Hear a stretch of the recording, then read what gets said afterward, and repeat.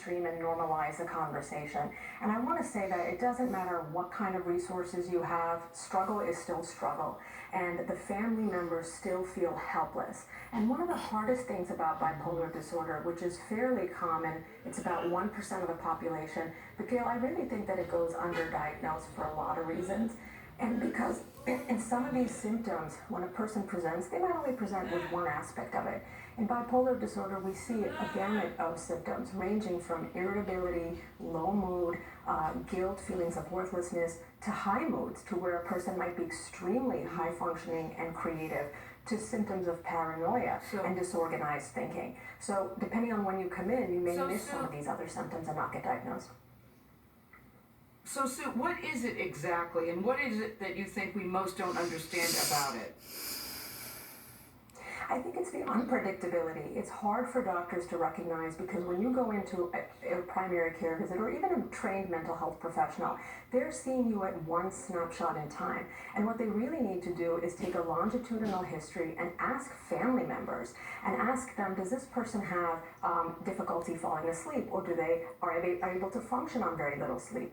Do they make a lot of impulsive plans? Do they plan to go from one city to another? Are they going to Vegas when we have that freedom? Are they buying shirts in 5 different colors? Again, these are very stereotypical things, but they're important to ask because they often get missed. The impairment in functioning is very severe. People don't realize that bipolar disorder often, and a lot of mental health conditions, when they're not treated, become chronic. And even though I'm very much of the belief of holistic lifestyle interventions such as talk therapy, exercise, nutrition, there really is a role of medication in this, and a person may need to be on it for an extended period of time. And that can be hard for a person to swallow, especially when they're in the midst of a manic episode or depression. They might be feeling paranoid and they think that maybe someone's poisoned them, maybe someone is out to get them. So the hardest thing about this is that a patient's own insight and awareness and judgment are affected by the illness. A lot of the chatter around it was, why don't people get help? Why don't family members get help? Why don't people intervene? And in her letter, Kim pointed out, that's very difficult unless the individuals themselves want to engage in the process of getting help. So what can family members do? What can loved ones do in situations like these? Be very involved in the person's life, be vigilant, get educated about it if and when they're willing, because there might be narrow windows of opportunity where somebody may say, I don't feel well, can you help me? They may not even ask for your help, but they might just appreciate your support. So I'm a big believer in family therapy. It's something I do in my practice. And even if I'm just treating the individual, I will try to engage the family time to time. The family members must be involved.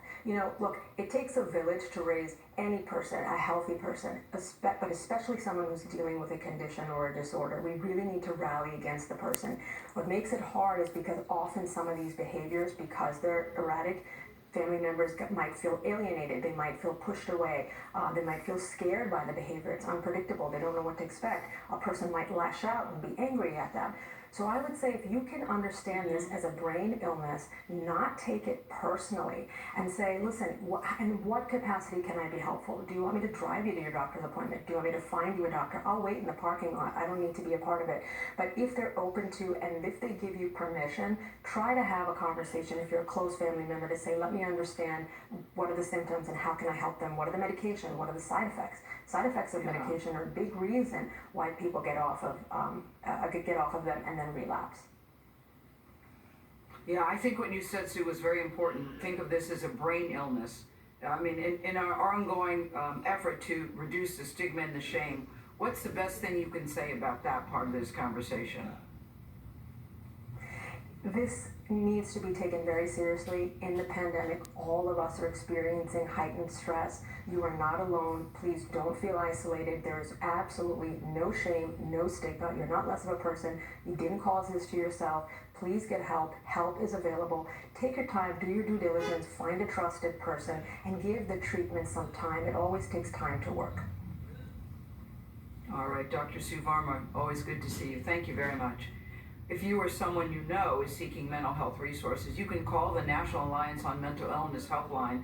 That number is 1-800-950-6264.